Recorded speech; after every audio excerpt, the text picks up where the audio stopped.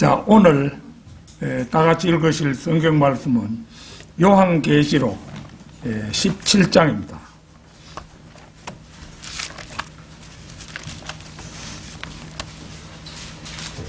요한계시록 17장 1절에서 7절까지 말씀입니다.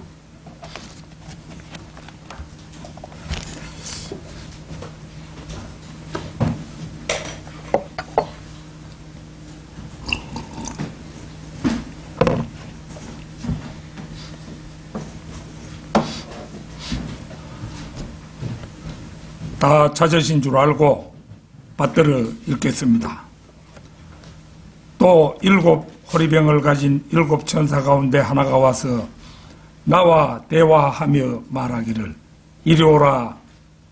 많은 물 위에 앉은 그 큰 창녀의 심판을 네게 보여주리라. 땅의 왕들도 그녀와 더불어 음행하였고 땅에 사는 자들도 그녀의 음행의 포도주에 취하였다라고 하고 그가 나를 영안에서 광야로 이끌어 가니라. 또 내가 보니 한 여자가 주홍빛 짐승 위에 앉아 있는데 그 짐승은 하나님을 모독하는 이름들로 가득하고 7 머리와 10 뿔을 가졌더라. 또 그 여자는 자주색과 주홍색 옷을 입고 금과 보석과 진주로 장식하고 손에는 금잔을 가졌는데 그 잔은 가증스러운 것들과 그녀가 행한 음행의 더러운 것들로 가득 찼더라. 그녀의 이마에 한 이름이 기록되어 있는데 신비라 큰 바빌론이라 땅의 창녀들과 가증한 것들의 음이라고 하였더라. 또 내가 보니 그 여자가 성도들의 피와 예수의 순교자들의 피에 취하였더라. 그러므로 내가 그녀를 보고 크게 의아해하며 놀랐노라. 그러자 그 천사가 내게 말하기를 왜 놀라느냐. 내가 그 여자의 신비와 그녀를 태운 7 머리와 10 뿔을 가진 그 짐승의 신비를 너에게 말하리라. 자, 오늘은 연막의 명수 로마의 큰 창녀, 연막의 명수 로마의 큰 창녀. 오늘 본문 말씀에 나와 있는 그 여자, 여자가 말이죠. 여자가 로마 가톨릭이에요. 가톨릭인데 오랜 세월 예수회라는 그 직속 단체가 있어요. 그게 아주 1500년 그 무렵에 형성된 단체인데 그 단체가 오늘날까지 이제 로마 가톨릭을 위해서 충성 봉사하고 있는데 그들이 자꾸 이제 그 여자 우리가 아니다. 로마 가톨릭을 가리키는 말이 아니다. 이 한 번, 두 번 자꾸 물타기를 하고 이래가지고 지금 현재 살고 있는 많은 사람들은 여기에 나오는 여자가 로마 가톨릭인 줄을 모르는 사람들이 많습니다. 그래서 오늘 제 설교를 통해서 성도 여러분께서 경청해 주시고 진리편에 서는 여러분이 되시기를 바랍니다. 연막이라는 것은 군사 행동이나 주요 시설 등을 적의 관측으로부터 은폐하기 위한 인공적인 연기를 말합니다. 이러한 연막을 치기 위해 사용하는 폭탄을 연막탄이라 하는데 폭발하면 짙은 연기를 내뿜도록 되어 있습니다. 적들의 시야를 일시적으로 가림으로써 아군을 보호하는 데는 아주 효과적인 폭탄입니다. 그런데 연막이라는 것은 이런 가시적인 것만을 가리키지 않습니다. 적국에서 활동하는 반군들과 내통하여 유언비어를 퍼뜨림으로써 적국의 국민들을 무기력하게 만드는 것도 일종의 연막에 해당합니다. 아니 어쩌면 이런 연막이야말로 고도의 기만 전술로 가장 무서운 연막이라고 할 것입니다. 오늘 본문 말씀에 나오는 큰 창녀는 단도직입적으로 말해서 바티칸의 로마 카톨릭입니다. 이러한 단정은 아무런 근거 없는 주장이 아니라 아주 오랜 옛적부터 믿음의 선각자들이 너나 없이 일관되게 주장해온 것입니다. 마틴 루터, 존 락스, 칼빈을 비롯하여 수많은 사람들이 그렇게 주장해왔고 그 이후 무디, 찰스 피니, 칼빈을 비롯하여 수많은 사람들이 칼빈이 아니고 스펄전 이런 등과 같은 그 위대한 설교자에 이르기까지 모두 일관되게 바티칸이 큰 창녀라고 믿었습니다. 그런데 최근에 와서 이런 입장에 큰 변화가 생겼습니다. 그 변화의 중심에 서 있는 마귀의 하수인은 로마 카톨릭의 예수회입니다. 이 예수회가 사람들에게 연막을 쳐서 영향을 미쳤으며 특히 신학교를 통해 우리 시대에 연막을 침으로써 그런 혁혁한 전과를 거두게 된 것입니다.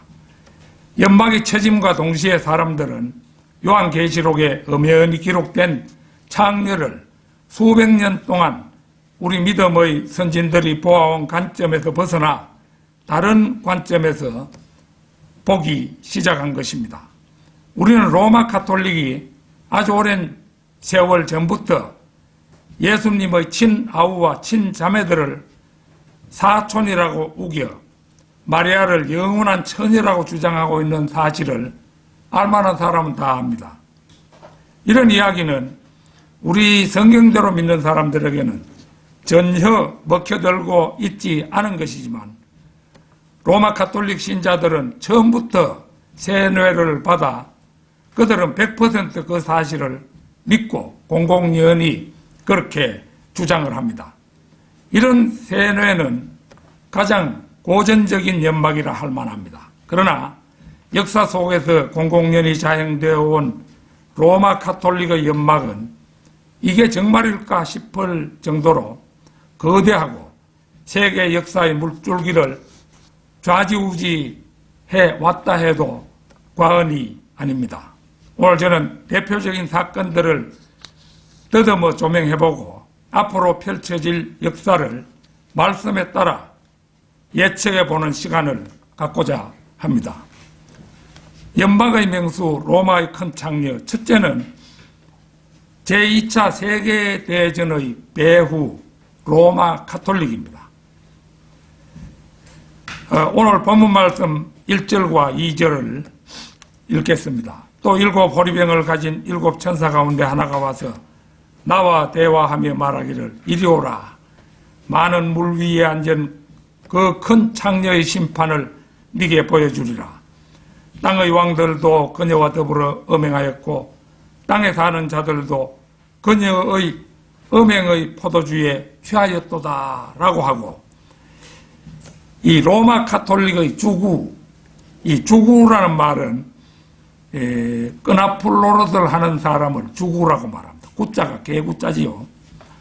그게 이제 끄나풀 노릇을 하는 사람. 로마 카톨릭의 주구라고 하면 예수회라고 할 수 있는데 이 예수회가 은밀히 제2차 세계대전을 준비했다는 사실은 일반 사가들은 전혀 알지 못하는 비밀입니다. 따라서 학교에서 가르치는 역사책에는 전쟁의 배후 조종자 로마 카톨릭이나 예수회의 활동은 낌새조차 느끼지 못합니다. 히틀러의 전쟁 계획이 세워지고 바티칸은 여기에 재정 지원을 하여 세계를 정복함으로써 전 세계를 로마 카톨릭화하고자 했습니다. 독일의 히틀러와 이탈리아의 독재자 무솔리니, 스페인의 독재자 프랑코는 이 믿음의 충실한 수호자들이었습니다.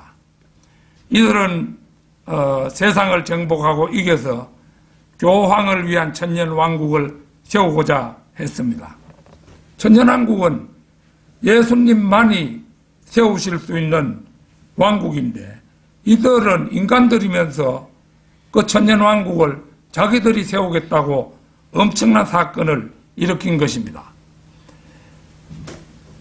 배후에서는 예수회가 게스타포는 독일 나치스 정권 하의 정치 경찰을 게스타포라고 부릅니다.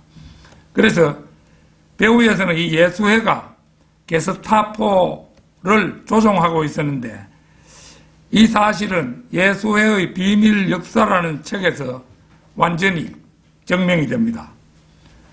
스페인의 독재자 프랑코의 언론기관이 1945년 5월 3일 곧 히틀러가 죽던 날 기사를 읽어보면 가톨릭 교회의 아들인 아돌프 히틀러는 기독교를 수호하다가 죽어갔다. 그게 이제 이 히틀러가 가톨릭 신자인데 이제 히틀러를 기독교를 수호하다가 죽어갔다고 미화시킨 거죠. 그 유물들 위에는 승리에 가득 찬 그의 초상이 우뚝 서 있다. 하나님께서는 이제 그들 말로 하면 하느님이 되겠죠. 하느님께서는 히틀러에게 순교자의 영예와 더불어 승리의 월계관을 주신다. 이렇게 신문 기사를 썼어요.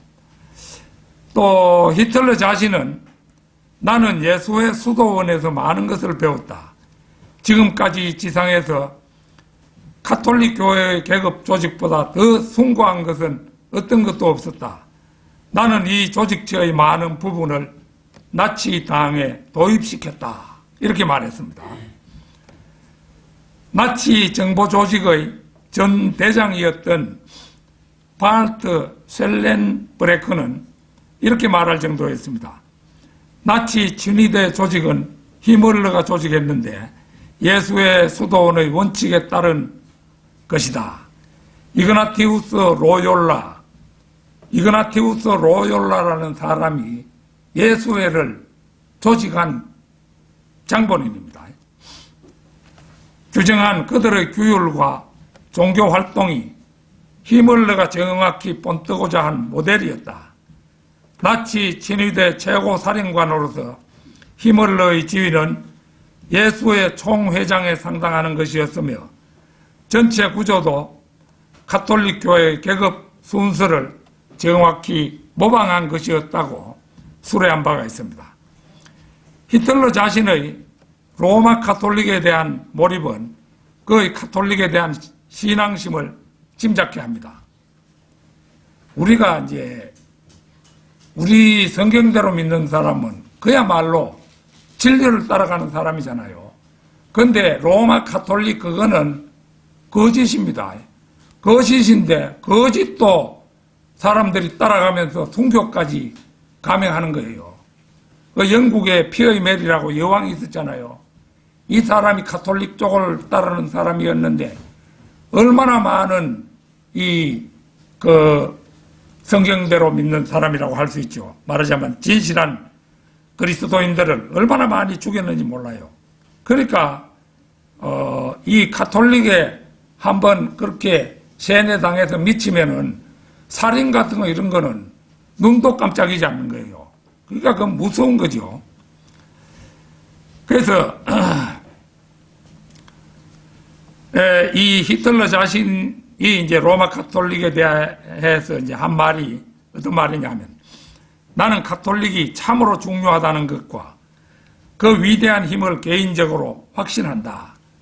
나는 다른 어떤 종교가 활성화되는 것을 허용치 않을 것이다. 가톨릭 교도로서의 나는 복음주의 교회나 그 구조에서는 편안함을 느끼지 못한다.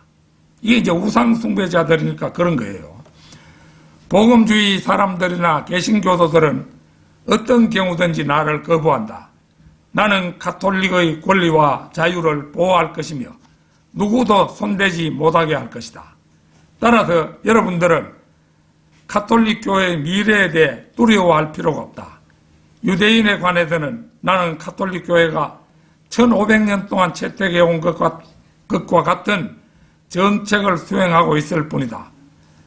가톨릭 교회는 유대인들이 어떤 존재인지를 알고 있기 때문에 그들을 위험한 존재로 간주하고 게토에 격리시켰다. 이 게토라는 것은 GHETTO 스펠이 그런데 유대 교도를 강제로 격리한 일종의 거주구입니다.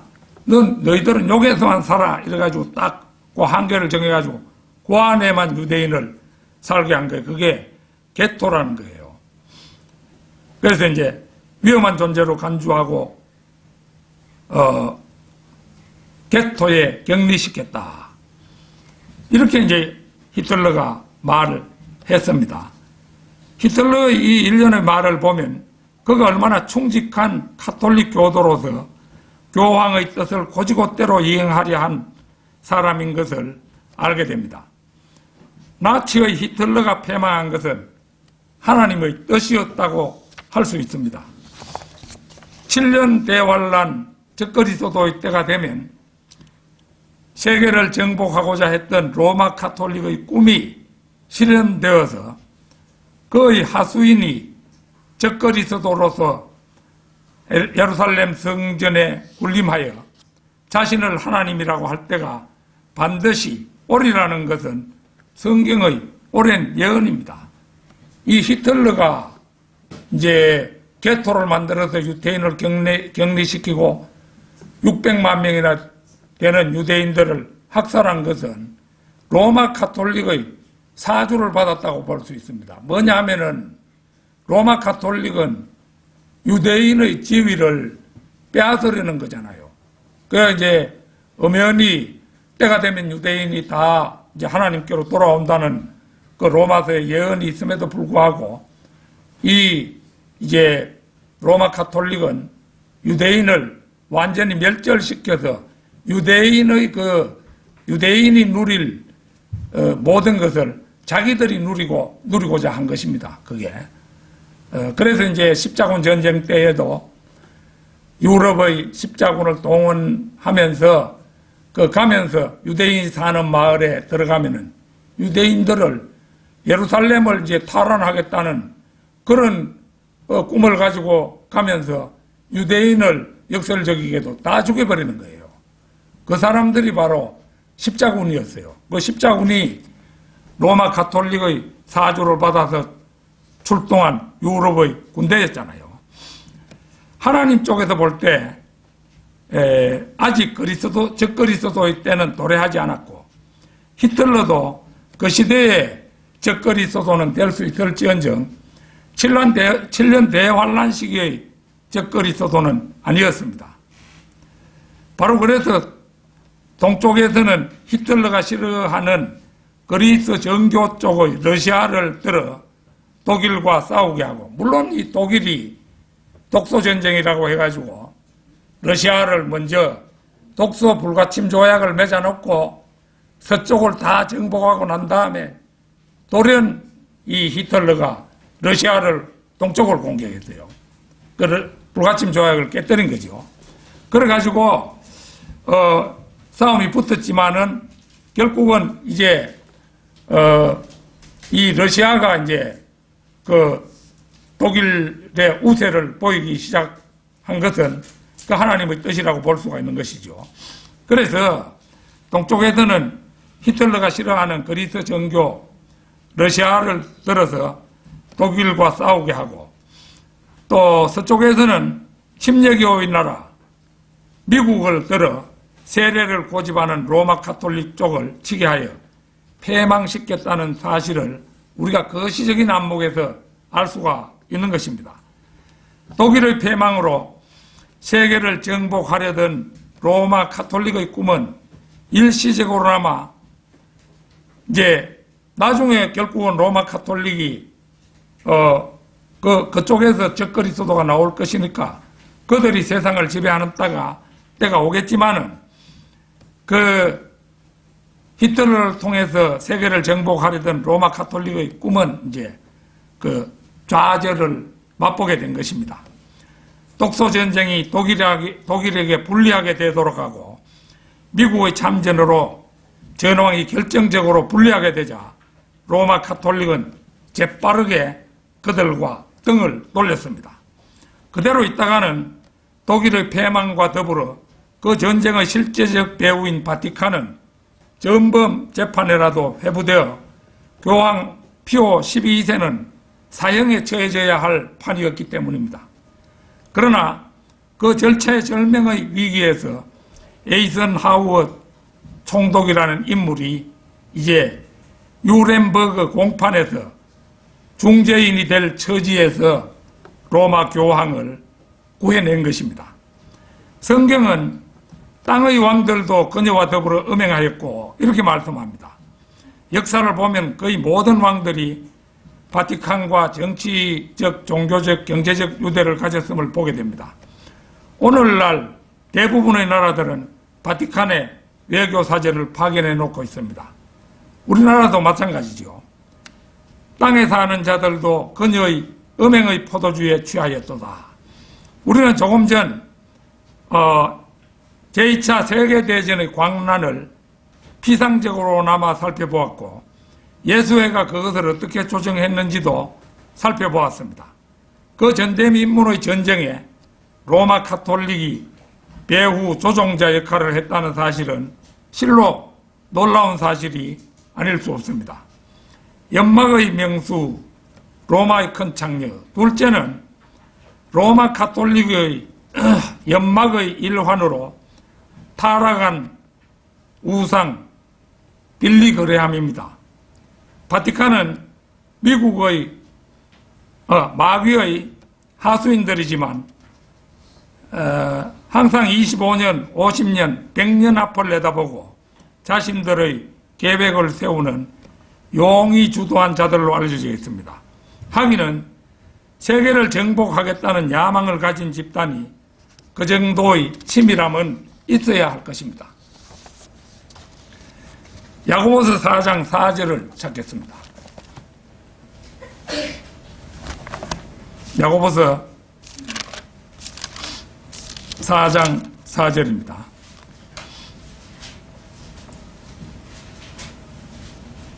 너희 가늠하는 남자들과 가늠하는 여자들아, 세상과 친구 되는 것이 하나님과 원수가 되는 것임을 알지 못하느냐.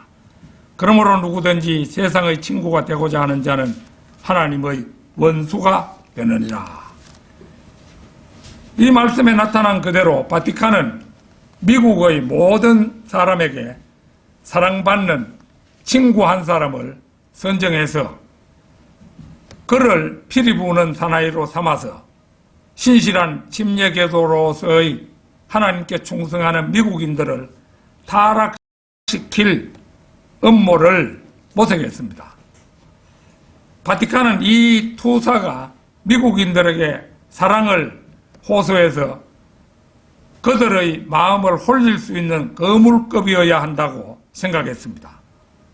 그 길이야말로 미국을 가톨릭화시켜 바티칸의 가장 강력한 적인 미국을 자신들의 무대요, 후원자로 만들려는 야망을 가졌던 것입니다. 그들이 원하는 사람은 달변가이고 종합운동장을 가득 채우게 할 만한 능력을 갖추어야 하며 온건한 입장에서 복음을 설교해야 하고 바티칸을 절대로 공격하지 않는 인물이어야 했습니다. 그들은 마침내 이 조건에 맞는 인물을 찾아내었는데 그게 바로 빌리 그레함이었고 훌륭한 로마 가톨릭 출판업자인 윌리엄 랜돌프 하스트라는 자가 자신의 이 사람이 신문사를 여러 개 가지고 있었는데 그 자신의 신문망을 이용해서 이 빌리 그레함을 일약 유명하게 만들었던 것입니다. 30년 동안 빌리 그레함은 대중들에게 연설했고 사랑과 존경을 한 몸에 받았으며 많은 사람들에게 귀감이 되었습니다. 그가 설교할 때 그는 존경을 받았고 사람들은 그를 칭찬했습니다. 그러나 예수 그리스도께서 설교하셨을 때는 오히려 그분을 사람들이 죽였음을 상기해 볼 때 빌리 그레함의 경우는 뭔가 석연치 않은 낌새를 느끼게 됩니다.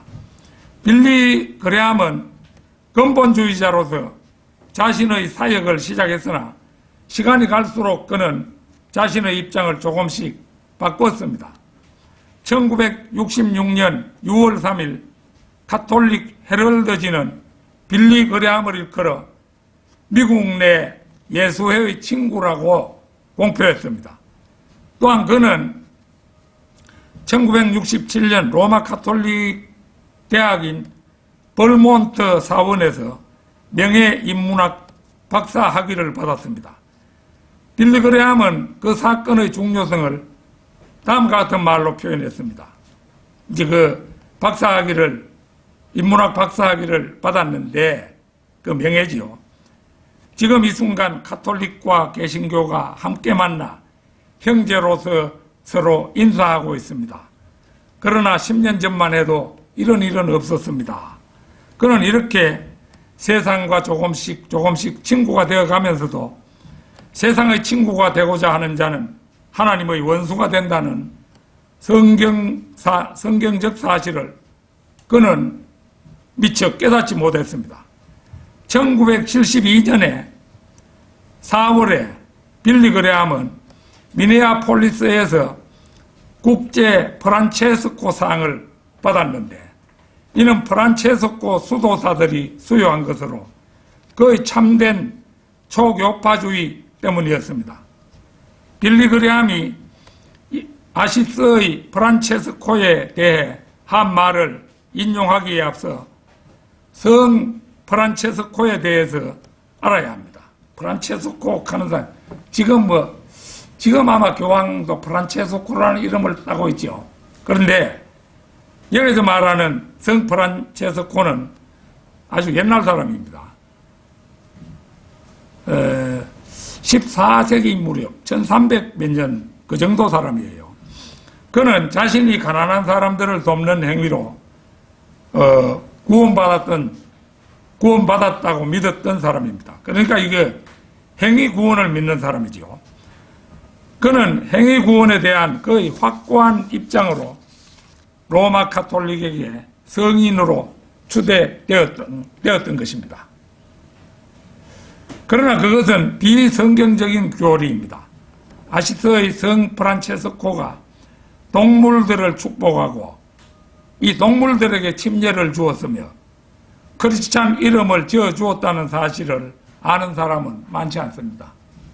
프란체스코라는 이 사람이 동물들에게 침례를 행하고 또 그 크리스찬식 이름을 지어주었다는 겁니다.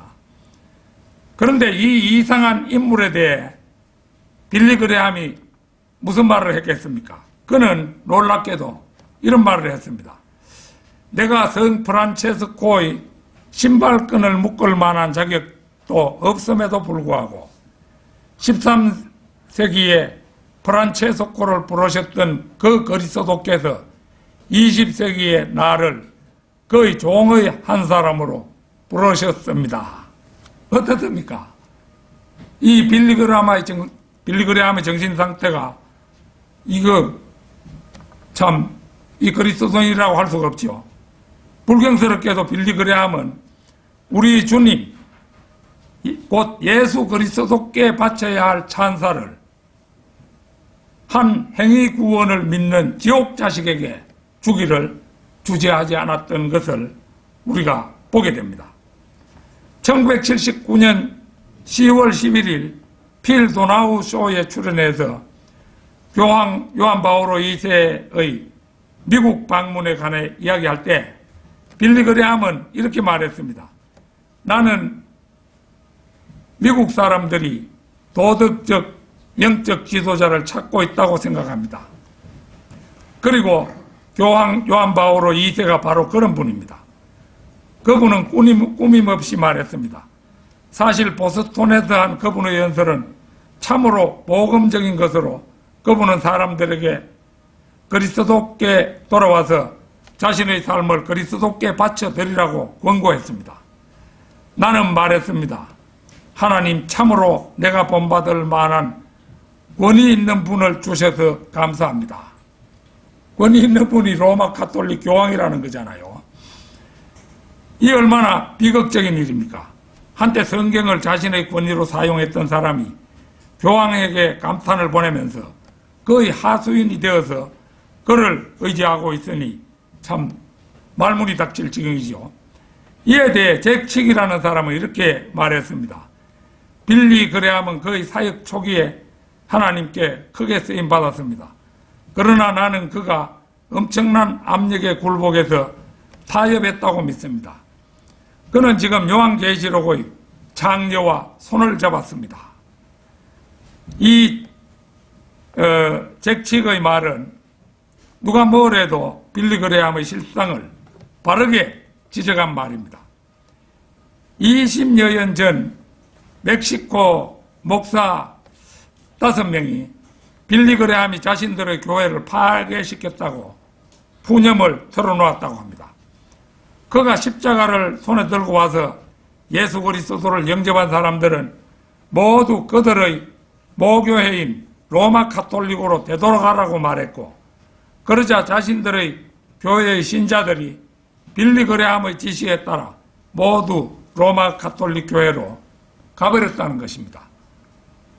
이 개신교 사역자들은 12년간 혼신의 힘을 기울인 사역이 그렇게 단 하룻밤 사이에 그 빌리 그레함에 의해서 완전히 황폐화되어 버렸던 것입니다.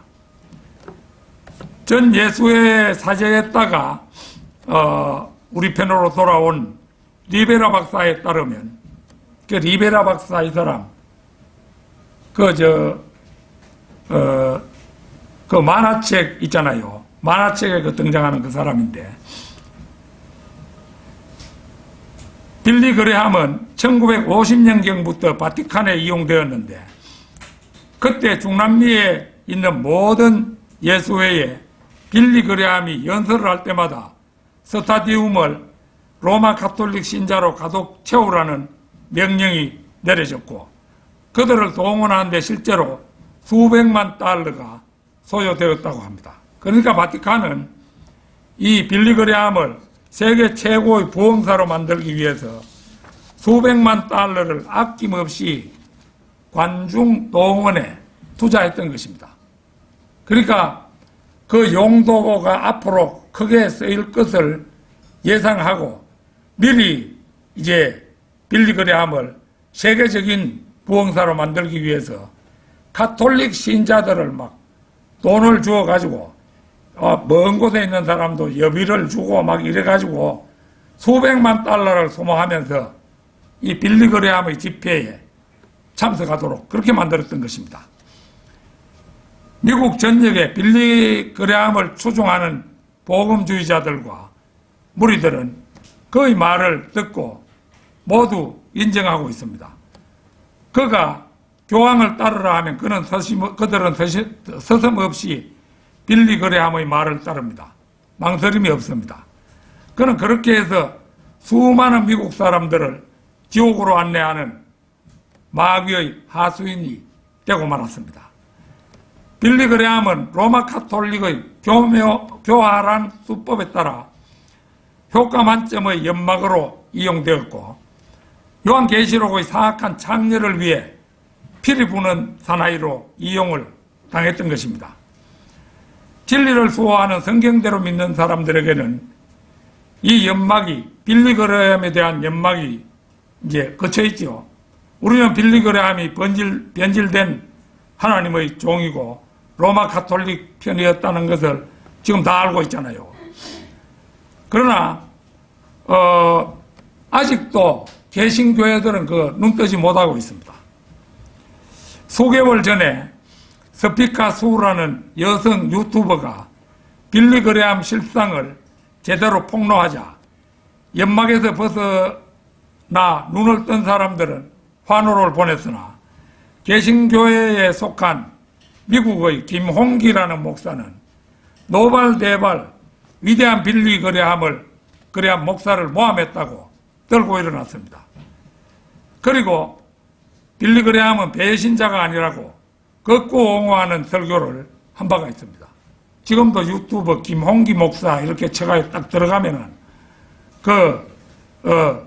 이제 빌리그레함이 뭐 배반자라고 물음표 딱 붙여놓고 한 그런 설교가 있어요. 그거 궁금한 분 한번 보시기 바랍니다. 연막의 명수 로마의 큰 창녀. 셋째는 미국을 가톨릭화하기 위한 바티칸의 계획입니다. 자, 오늘 본문 말씀 5절에서 7절 한번 보겠습니다. 그녀의 이마에 한 이름이 기록되어 있는데 신비라 큰 바빌론이라 땅의 장녀들과 가증한 것들의 의미라고 하였더라. 또 내가 보니 그 여자가 성도들의 피와 예수의 순교자들의 피에 취하였더라. 그러므로 내가 그녀를 보고 크게 의아해하며 놀랐노라. 그러자 그 천사가 내게 말하기를 왜 놀라느냐? 내가 그 여자의 신비와 그녀를 태운 7머리와 10뿔을 가진 그 짐승의 신비를 너에게 말하리라.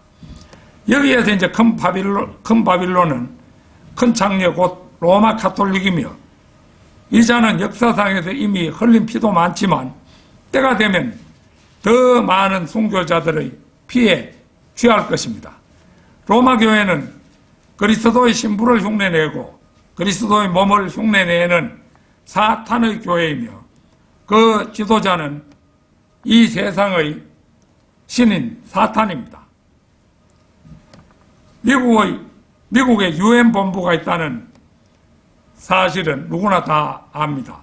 그리고 그 유엔이 현재 마귀의 수중에 들어갔다는 사실도 아는 이는 다 압니다. 지금 유엔은 중국이 요새 이제 중공이지요. 중공이 많은 돈을 이제 뇌물로 주고 사람들을 전부 자기 편으로 구워 삶았어요. 그 유엔은 미국 편이 아니에요, 지금. 이제 그러나 세계 최고의 슈퍼 파워이자 기독교 종주국이라 할 수 있는 미국은 아직도 마귀의 수중에 완전히 들어가지는 않았습니다. 여러분께서도 다 아시다시피 미국은 총기 소유의 자유가 있는 나라입니다. 이 총기가 미국 시민들에게 있는 한 어떤 정권도 미국 국민을 어떻게 할 수가 없습니다. 그런데 누군가 세계 정복을 꿈꾸는 무리가 있다면 미국을 반드시 정복해야 하지만 미국을 정복하려면 미국 국민에게 총기 소유의 자유가 있어서는 안 되는 것입니다. 자유를 중시하는 우파는 시민의 권리를 중시하고 또 시민을 수중에 넣고 자유를 억압하려는 좌파는 시민의 권리를 억압하려 합니다. 미국의 초기 이민자들은 로마 가톨릭이 그리스도인들에게 자행한 종교 재판과 그 실상을 잘 알고 있기 때문에 예수회가 미국에 들어오지 못하게 하는 법안을 통과시켰으며 바티칸의 소나기에서 스스로를 보호하기 위해 미사를 불법화시켰습니다. 요한계시록의 창녀에 대해서 깊이 우려하는 그리스도인 공동체가 그때 이미 미국에는 있었던 것입니다. 그럼에도 불구하고 예수회가 미국에 들어오기 시작한 것은 바티칸이 영국, 아일랜드, 프랑스 출신의 수많은 가톨릭 가정들을 개신교도로 위장시켜 식민지로 이주시키면서부터였습니다. 그들은 법을 무시하고 미사를 집전했습니다. 그러면서 예수회는 그리스도인 학교를 접수하고 성경을 강조하지 못하게 하며 입법부, 사법부로 들어가 판사와 변호사 자리를 차지함으로써 헌법을 조작했습니다. 이런 시도의 목적은 궁극적으로 무정부 상태이며 시민의 자유를 빼앗고 최종적으로 미국을 접수하는 것이 그 목표였습니다. 미국의 노동조합은 예수회의 지도를 받고 있다고 알려졌습니다. 나라의 모든 산업이 붕괴될 때까지 노동조합은 결코 쉬지 않을 것이라고 합니다. 노동조합이 비대해질 대로 비대해지면 그날이 바로 그 회사가 망하는 날이 되는 것입니다. 마치 우리나라 현대자동차에 강성 노조가 있고 이들은 자신의 회사가 망하는 날까지 자신들의 권리를 쉬지 않을 것임도 마찬가지입니다. 우리나라 현 정권의 창출도 이 노동조합과 밀접한 관계가 있으며 노조가 없는 삼성전자에 노동조합 설립할 것을 강요하는 것도 결국은 재벌 회사를 망하게 하려는 무리들의 의지가 제가 보기에는 반영되어 있는 것 같아요. 뭐 그렇지 않다 주장하는 사람도 있겠지만 제가 보건대는 그러한 무리들의 의지가 반영되어 있다고 봅니다. 앞으로 들어설 미국 정부들은 좌파일수록 총기 소지의 자유를 빼앗으려 할 것이고 우파일수록 총기 소유를 계속 유지하려 할 것입니다. 미국 국민이 총기 소유의 자유를 유린당하는 날 이미 유엔을 장악하고 있는 로마 가톨릭 세력은 마침내 미국을 접수하게 될 것이고 그들은 일사천리로 세계 단일 정부를 구성하면 물론 막 건설된 예루살렘 성전에 앉아 아직 성전은 건설 안 됐죠. 근데 이제 그때 적그리스도가 이제 거기 군림할 때는 이제 예루살렘 성전이 이제 서는 겁니다. 그게 이제 거기서 적그리스도는 자신을 하나님이라고 선포할 것입니다. 물론 미국과 유엔이 로마 가톨릭에 장악되기 직전 예수 그리스도의 신부인 그리스도인들은 그 험한 꼴들을 보지 않고 죽은 사람들이 먼저 부활하고 살아있는 사람들도 뒤이어서 부활하여 셋째 하늘 낙원으로 가서 그리스도의 심판석과 어린 양의 혼인식을 거치는 동안 이 지상에서는 적그리스도가 일어나 무시무시한 7년 대환란의 과정이 진행될 것입니다. 요한계시록 13장 13절에서 18절을 한번 보겠습니다. 요한계시록 13장 13절에서 18절입니다. 또 큰 이적들을 행하는데 심지어는 사람들 앞에서 불을 하늘에서 땅 위로 내려오게 하더라. 그가 짐승 앞에서 행할 권세를 받아 그 같은 기적들을 통하여 땅에 거하는 자들을 미혹하며 또 땅에 거하는 자들에게 말하기를 칼로 상처를 입었다가 살아난 그 짐승을 위하여 형상을 만들어야 한다고 하더라. 또 그가 짐승의 형상에게 생명을 주는 권세를 받아 그 짐승의 형상으로 말도 하게 하고 그 짐승의 형상에게 경배하지 아니하는 자는 다 죽이도록 하니라. 그가 모든 자, 즉 작은 자나 큰 자나 부자나 가난한 자, 자유자나 종이나 그들의 오른손이나 이마에 표를 받게 하고 그 표나 그 짐승의 이름이나 그 이름의 숫자를 지닌 사람들을 제외하고는 아무도 사거나 팔 수 없게 하리라. 지혜가 여기 있으니 지각이 있는 자는 그 짐승의 숫자를 헤아려보라. 그것은 한 사람의 숫자이니 그의 숫자는 666이니라. 적그리스도는 바티칸 공의회를 기반으로 유엔을 지배하며 세상을 로마 가톨릭의 손에 넣고 사람들을 꼼짝 못하게 함으로써 눈사이나 손바닥에 검은 표를 받게 합니다. 만약 거부하면 그는 아기에게 줄 우유나 빵, 버터를 얻지 못합니다. 따라서 휴교되지 못한 자들은 대개는 그 표를 받게 될 것입니다. 그렇지 않으면 당장 물건을 살 수 없게 되기 때문입니다. 자, 요한계시록 14장 한번 보겠습니다. 14장 9절에서 11절입니다.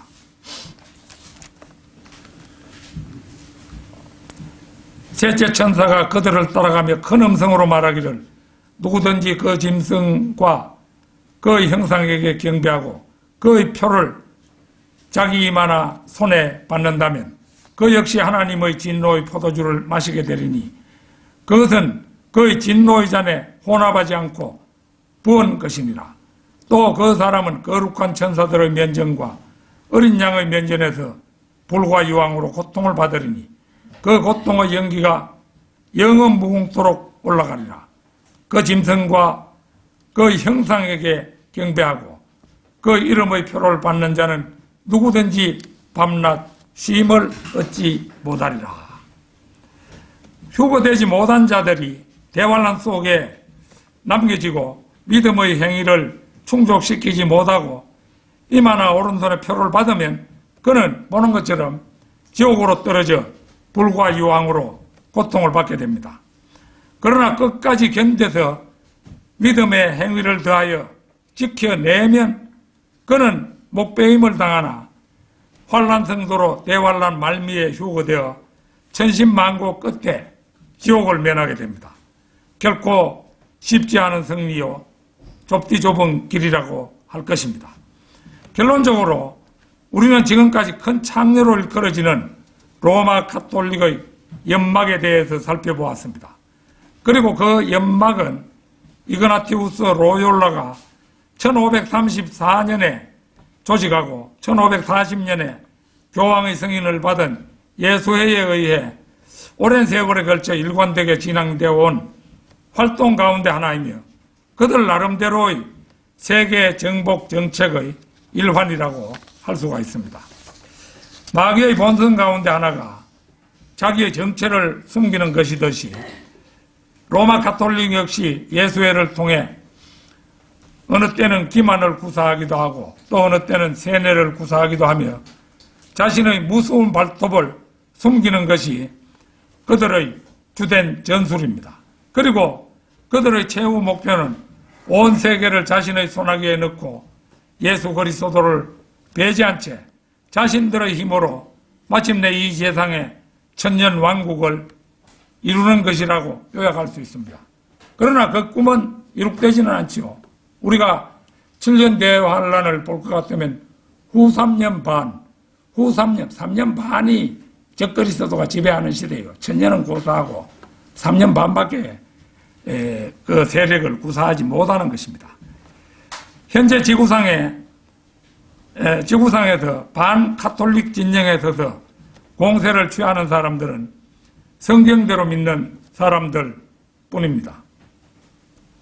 누가 개신교회에서 로마 카톨릭을 이단이라고 말하는 사람이 있습니까? 성경대로 믿는 사람들 뿐이죠. 그 외에는 이미 교계도 친카톨릭 쪽으로 기운 지가 오래입니다. 카톨릭 자세는 하나님을 등지는 자세에 다름 아닌 것입니다. 끝까지 반카톨릭 진영에 남는 성도 여러분이 되시기를 진심으로 바랍니다. 다 같이 기도드리겠습니다.